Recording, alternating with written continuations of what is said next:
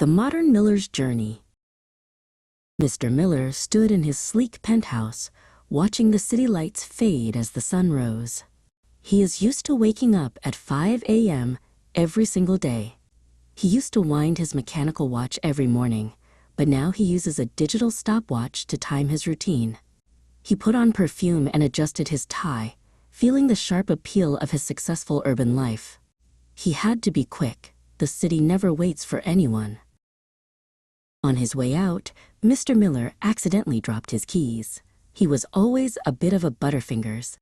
Even though he is now a successful businessman, he is still used to being clumsy in the mornings. He rushed to the elevator, which was already crammed with people. He had to squeeze inside, feeling slightly out of place in his perfectly pressed suit. Once on the train, Mr. Miller found his usual compartment. Nigel, the train conductor, walked down the aisle. As a professional ticket inspector, Nigel was used to checking hundreds of passes every hour. When he reached Mr. Miller, there was no need for a long search.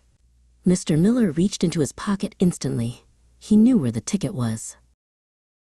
As the train moved, Mr. Miller looked out at the passing fields. He remembered the old farm where he used to live. It was a specific and particular place that stayed in his heart. The appeal of the quiet countryside was different from the city.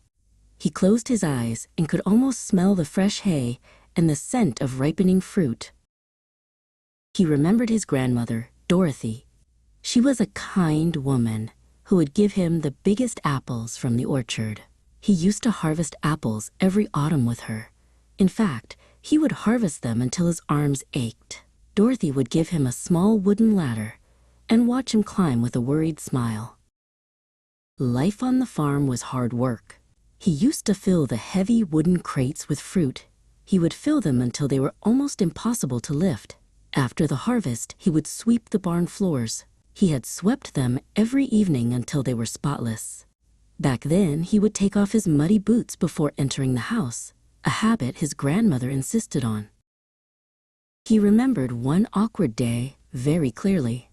He was carrying a crate of eggs when he started to run toward the house. Suddenly, he tripped over a stray garden hose and fell. He had fallen many times before, but that was the most embarrassing. He felt so clumsy as he watched the yellow yolks run across the grass. The sound of a laptop clicking brought him back. He now worked in a busy financial department where he had to take on huge projects. He opened his briefcase to search for his notebook. He used his favorite bookmark, an old, dried apple leaf, to find his place. He had to solve a complex budget problem before the train reached its destination. "Next station, North Gate," Nigel announced as he passed the compartment again. It was the penultimate station, the last but one before Mr. Miller's home. The countdown to the end of his journey had begun. Mr. Miller began to pack his things, realizing how much he was used to this daily rhythm of steel and speed. Last but not least, Mr. Miller arrived at his penthouse. He had swapped the muddy fields for a life in the clouds, but he still missed the green. On his balcony, he kept a makeshift garden with 3 small apple trees in pots.